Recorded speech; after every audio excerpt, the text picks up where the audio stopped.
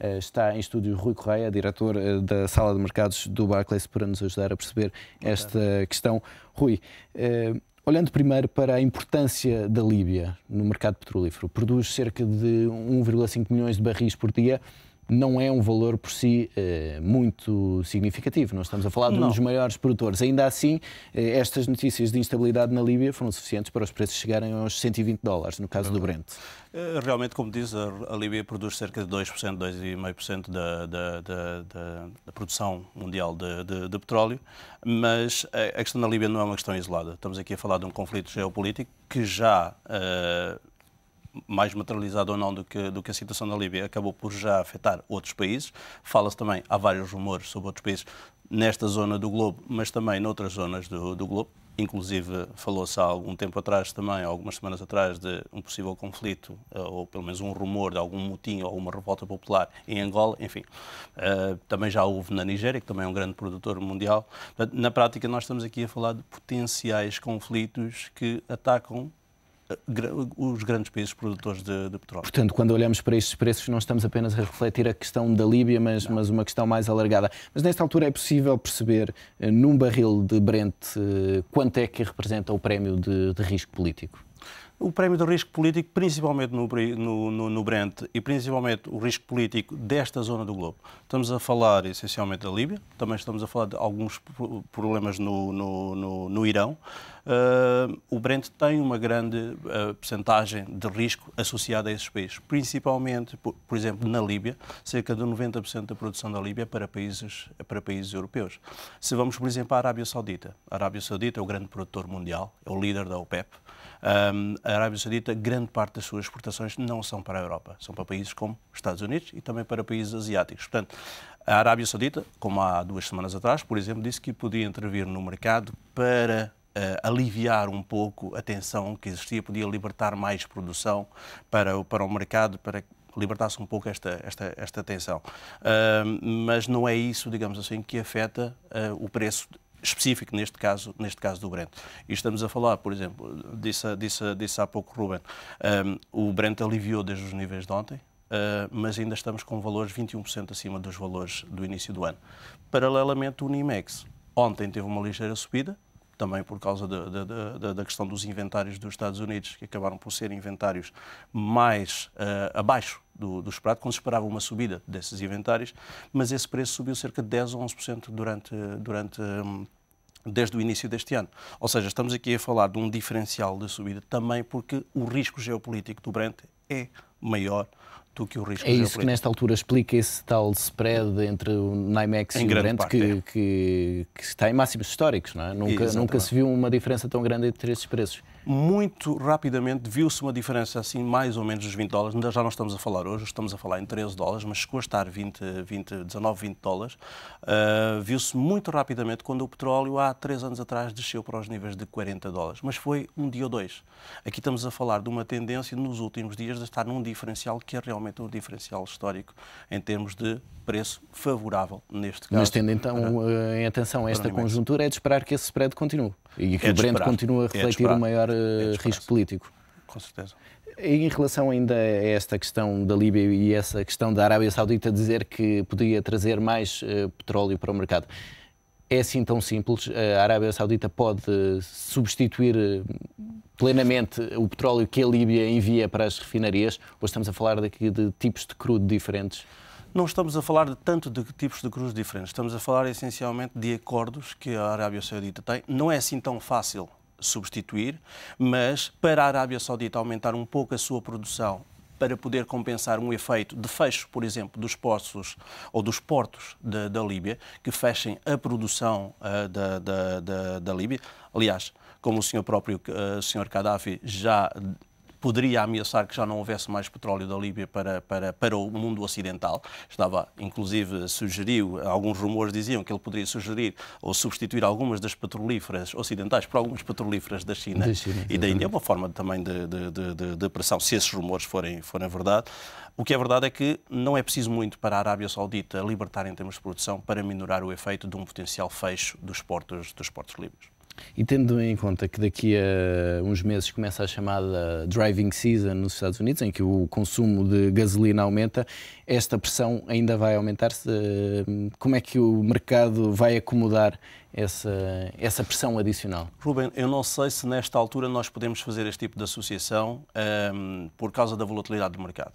O que é verdade é que, tendencialmente, até há 3 anos atrás, quando nós tivemos grandes subidas do petróleo, como sabe, foi até aos 146, 147 dólares e praticamente no mesmo ano voltou aos 40, tipicamente o petróleo subia sempre nos meses de inverno.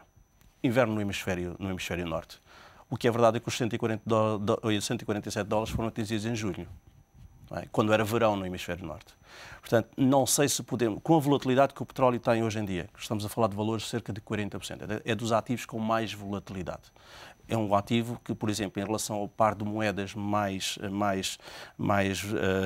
líquido do mercado cambial, o euro-dólar, é um ativo que 4 ou 5 vezes mais alto em termos de volatilidade. Portanto, esses movimentos ou esse tipo de volatilidade explica que os movimentos hoje em dia não são tão certos como... Não sei se poderíamos esperar que com a driving season nos Estados Unidos temos uma tendência altista de petróleo. Acho que todos estes efeitos geopolíticos e todos estes potenciais conflitos acabam por justificar mais um certo nervosismo e não tanto essas tendências históricas. Rui, nós podemos guiar-nos pelos valores dos futuros do crudo e do Brent mais para a frente, digamos futuros a 6 meses ou 7 meses, como um indicador fiável de como os preços vão estar? Eu penso que não, até porque temos aqui um fator bastante curioso. Temos a curva... tentando não falar tanto em termos técnicos, mas temos a curva, por exemplo, a curva do Brent, é uma curva que está em backwardation. O backwardation significa que, na prática, o preço a prazo do Brent está ligeiramente inclinado para baixo. Ou seja, o preço de um futuro hoje, que está nos 114 dólares, daqui a 6 meses, daqui a um ano, isto é uma tendência, estamos aqui a falar de uma curva há um ano, é um preço que está ligeiramente mais baixo. Não está a 100 dólares, 110, 111. Paralelamente, a curva do crude, do West Texas Intermediate, o crude de referência dos Estados Unidos, está em contango. Contango é quando a curva está, os preços a prazo estão em valores mais altos do que estão agora. Também não estamos a falar de estar a 101 e estar a 120. Não, estamos a falar de 101 para 103 ou 104. Ou seja, efetivamente, e em termos da volatilidade, em que 2 ou 3 dólares não é nada num dia, estamos a falar essencialmente de curvas que estão perfeitamente paralelas ou flat em relação ao preço atual. Não podemos por aí aferir perspectivas de como é que o preço vai lá estar. Não. E nesta altura, como é que os investidores, sobretudo aqueles que têm mais interesses no petróleo, se protegem desta situação? Na prática, aqui estamos a falar essencialmente de os consumidores, na prática as empresas, por exemplo, que precisam de petróleo, comprar petróleo para as suas fábricas, para as suas cogerações, têm instrumentos de cobertura para poder fazer isso, embora os instrumentos de cobertura que não sejam os futuros. Os futuros é essencialmente um mercado de referência. Pois há outro tipo de produtos, os produtos fora de balcão, em que na prática há soluções para as empresas que já estão de acordo com as suas necessidades. Há uma correlação muito forte entre esse mercado e as necessidades desses consumidores. Em relação aos investidores, quando estamos a falar de um produto que tem uma volatilidade de 40%, é um produto bastante arriscado, mas os investidores também procuram produtos um bocadinho mais arriscados. Se eu teria que deixar um conselho a investidores ok, se calhar vale a pena investir no petróleo, mas sempre com produtos de capital garantido, principalmente por causa da volatilidade. Estamos aqui a falar de produtos já com grande risco. Rui, vamos agora fazer aqui um cenário em que esta questão da Líbia se resolve. Os preços vão corrigir para os valores anteriores a toda esta situação, ou seja, o Brent entre os 95 e os 100 dólares, digamos, ou há aqui um patamar que o mercado já se habituou e não virá mais para baixo? Eu não acredito que os preços vão aliviar para os níveis, por exemplo, que estávamos a ver no último trimestre do ano passado. Acredito que mesmo que haja uma solução para a Líbia, com a intervenção da Liga Árabe ou não, acredito que os preços não vão aliviar muito da tendência atual, principalmente porque a Líbia é mais um ponto de potencial conflito. Teria que haver aqui, se calhar, uma nova ordem em termos de entendimento do que é a democracia para esses países, em que, na prática, há aqui vários conflitos que não sei se adivinham, se supõem, são só apenas rumores. Eu não acredito, sinceramente, que os preços podem voltar àqueles níveis. Mas voltar a um patamar que vocês referem, por exemplo, nas vossas notas de rodapé, acredito que seja perfeitamente normal que o petróleo não recua muito para baixo desses valores. Também não acredito que o petróleo tenha uma tendência muito mais alcista, principalmente de forma tão rápida como aconteceu nestas últimas semanas. Acredito que vamos continuar aqui nestes níveis mais ou menos durante algum tempo, se não houver novas surpresas. De qualquer forma, Rui, nesta altura, mesmo com toda esta turbulência na Líbia, não temos um problema de oferta no mercado? Neste momento, não. Estamos a falar de um problema potencial de oferta. O facto de, mesmo que haja fecho dos portos da Líbia, estamos a falar de 2% de produção, é 2% sim que 90% desses 2% vão diretamente para o mercado europeu, mas não é essa o foco de instabilidade, não é isso que faz subir o preço de $20, por exemplo. Não. Para já estamos a falar de um potencial, uma potencial quebra da produção. Uma perturbação mais acentuada. Exatamente, que não tem a ver só com a Líbia. Rui, obrigado pela presença neste Fecho de Contas. Rui Correia, diretor da Sala de Mercados do Barclays, numa altura em que o petróleo continua, obviamente, a dominar as atenções dos investidores.